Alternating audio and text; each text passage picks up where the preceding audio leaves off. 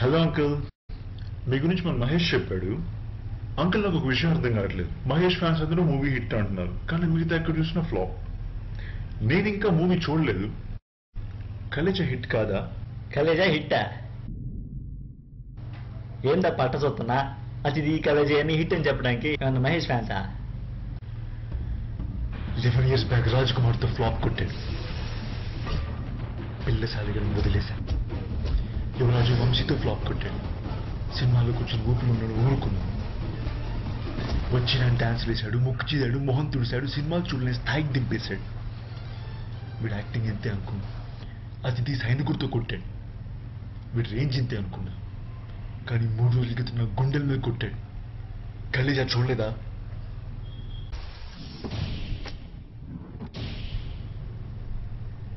మరొడు తెలుసా? నా కొడుకు, దామోదర్ రెడ్డి చిన్న కొడుకు. కలేజా చూసొచ్చాడు.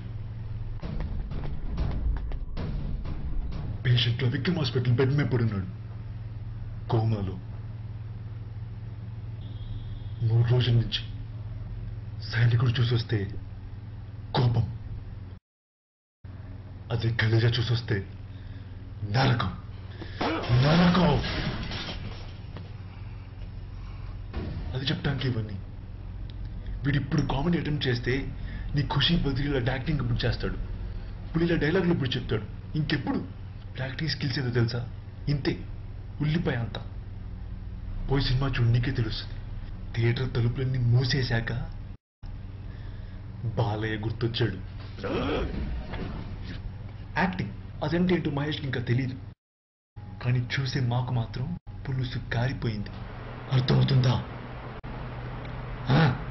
నీ యాక్టింగ్లో 10% వచ్చినా కూడా బాగుపడిపోయేవాడు.